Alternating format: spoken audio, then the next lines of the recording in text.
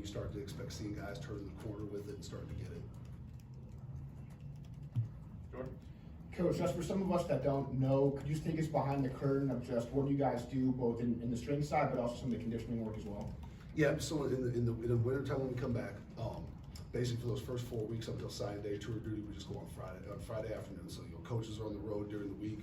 They'll come back off the road for recruiting time to meet with the guys prior to going out for tour duty. That'll be Friday afternoons. And then as we get into after signing day, tour duty then becomes Tuesday and Thursday morning, 6 a.m. Everybody out there together. And then kind of with that, what we do as far as on the weight room side of things and what we're doing with our speed work and our other conditioning is kind of paired up to marry up with tour duty. So we're getting the bulk of our change of direction and heavy conditioning done on those tour duty days. Some of the days when we're, when it's a non-tour duty day, that's when we're working our linear speed work, our acceleration, some of our early tempo like base building conditioning and whatnot, and then pairing that up in the weight room with what's going on in there, what days they pair up well with what they're expected to be able to go out and perform in the mornings on the field. Steven? Josh, for the newcomers and the transfer portal players who may not even be familiar with the term, the concept of tour duty, what is something that would you explain to them, or something that you would describe to them so they're familiar before they get into? Yeah, so I mean, there's really no secrets. I mean, most of those guys, like even on the recruiting visit here, they hear about tour duty from the existing players. So they kind of have an idea of knowing what they're getting themselves into before they ever go out there. There's a lot of talk about it. It's a lot of things that are just passed down through the locker room from guys who've been through it and whatnot. And then we do a good job the week leading up to it. Like we'll have a separate team meeting where we really go through tour duty, we really watch film on it, so those guys can see what it looks like in action, so they kind of know what's expected of them when they get out there. And then when they get out there, it's leaning on those guys who've been through it to kind of lead some of those lines until those new guys who are going to be leaders kind of get their feet under them a little bit, get an understanding of it. You start seeing those guys start moving more towards the front of those lines as they start to get comfortable with what's going on, what the expectation is.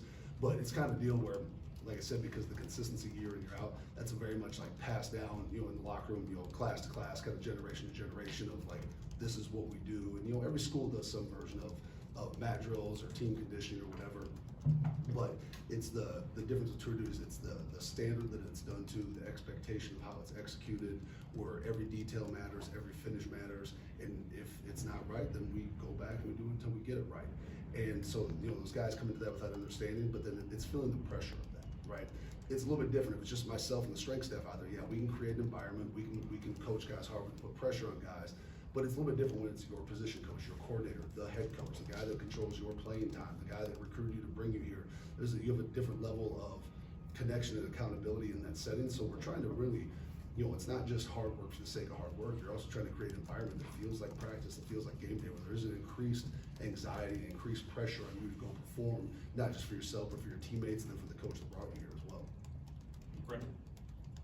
The turquoise jerseys, I think the fan base is really interested in like the criteria, how you go about getting those, and then just guys, I'm not sure guys who've gone ahead and gotten that honor. Yeah, there's been a handful of those, and so what we do post tour duty, coaches will sit down and grade tour duty film just like you would grade game film. So there's a scoring system to it based upon, did you have to go back on a rep, did you finish your rep, who did you lead, who did you make better? So basically to achieve a turquoise jersey, you basically have to score a perfect 10 out of 10 on your day of tour duty. Okay.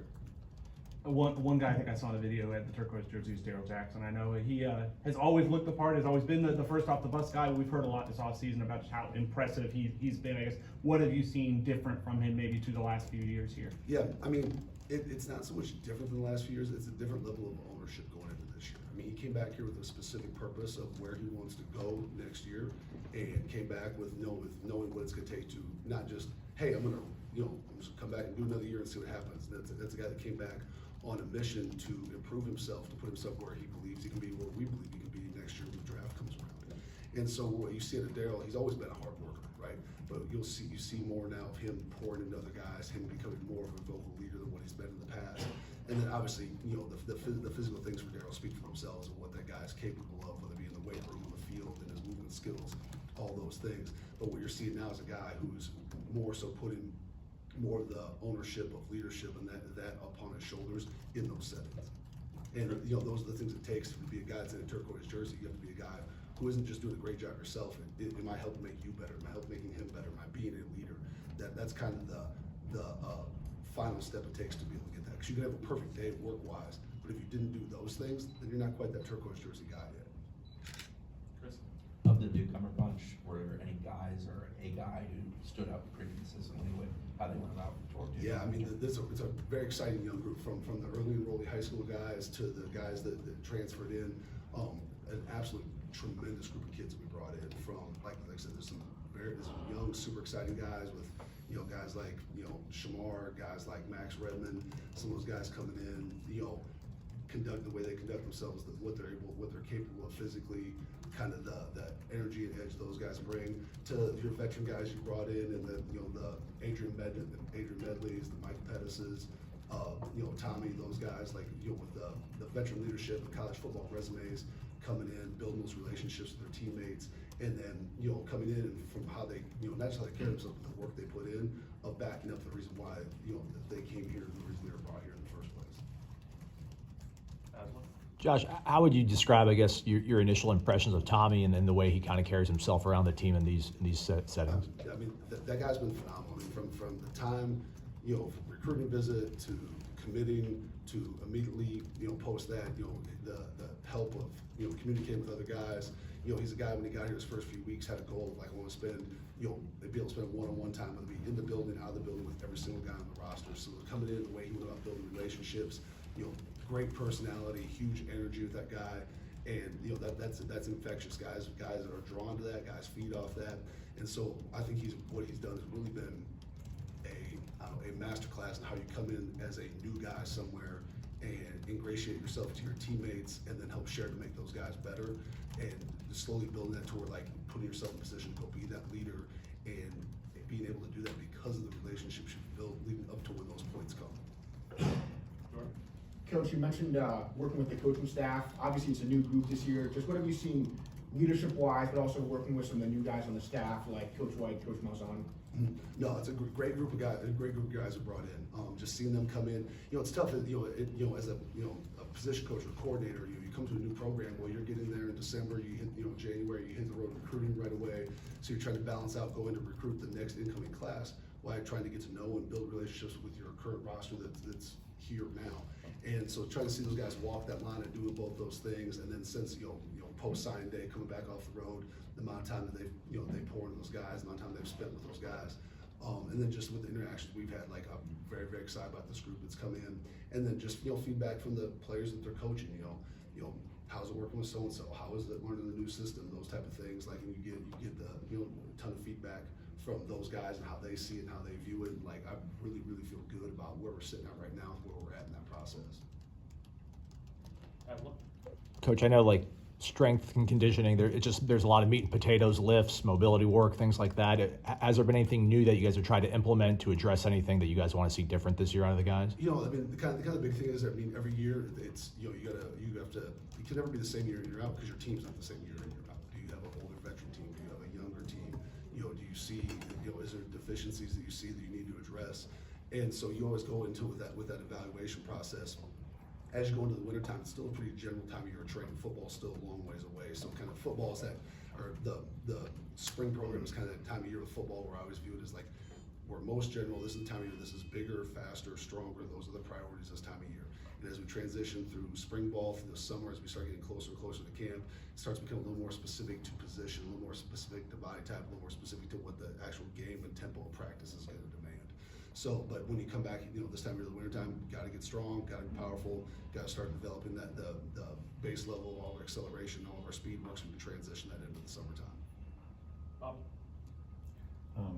Curious about the football-only facility and what that's going to be able to give you as far as cold tubs, different therapies, recovery, sleeping pods. Like, how much input did you have on just various aspects of it, and what does it allow you to do maybe it's different from what you're able to do now and in prior falls? Yeah, so as the new facility opens, the existing staff here had a very big hand, like, in the individual areas. So whether through sports medicine, through nutrition, through us, through video, through equipment, I had the ability to being here for the whole process to put a lot of fingerprints on how you wanted it, how the layout needs to be. Going through blueprints, but our space would be more efficient if whatever these offices were upstairs as opposed to here, whatever it might be. So what each department gets is a facility that's going to be set up very efficient to be able to operate in the way that you like to operate. just simply for us, the weight room being connected to the back of the indoor, being able to have very simple transition time from the weight room out into the field as opposed to going back and forth like we do now, provides us a little bit of flexibility to implement some things in training that weren't able to be done as efficiently as we'd like to in the past. So now you're saving time, so you can get more stuff done. Even just simply the guys, locker room being that close to the playing surface as well. You're cutting down on a lot of the back and forth, a lot of transition. So I think one of the biggest things we're gaining with the building is just efficiency in how we operate. And then, it's just expanded capabilities. Like, we talk about, cold tubs. Like, those are all things that existed here for a long time. What you're gonna see now is those same things on a grander scale, to where now you can accommodate more guys, you can accommodate the efficiency of it, to where, if I come down, the cold tub's got a ton of guys, I'm like, oh, I'll come back later. Well, now, like, if you see how that's set up now, you couldn't fill those up, So there's gonna be a lot of things like that, even simply with the meeting room space being connected to the walkthrough space. So you can take guys from classroom setting like this, walk out that door and be able to walk through the full-size video by taking just a couple steps. And you can transition easily back into the classroom. So now if you have guys who are classroom learners, you have opportunity to be a visual classroom learner. If your guy needs to learn by going out and going through the motions and seeing it and doing it, you can do that by taking 2 steps out of your door. So just the efficiency, and then obviously goes and said, just with the recruiting and with having a facility on the level of what this brand and what this program is, all that stuff comes together really well at a great time for us. We'll do a couple more, Chris. Did you break a rock this morning? If so, who got the honor and why? No, we don't have a break when this time of year. The first rock of the year we break will be after camp. Aslan? Josh, I think you've been with Coach Norvell for almost like a decade now, but I don't know, he's never come off of a season like he has this past year. What have you kind of seen from him and his response and how he's guiding the guys right now? Yeah, we've actually been together more than a decade now, since 2012. You come off a year like last year, and you have to evaluate. But a lot of it is it's easy for people to go through adversity, whether it be a bad season, whether it be something in your life, whether it be something that goes wrong at work, whatever that may be, and to completely second guess who you are and what your process is and does it work. But like, the biggest thing gotta be when you go through adversity, though, you do have to have confidence in who you are, what you do. And then what you gotta do is go back through and find like where are the areas where we can improve within these things. Is there a hole that maybe I wasn't aware of until now? And so the biggest thing is the evaluation of that, but the most important thing is being confident in who you are and what you do.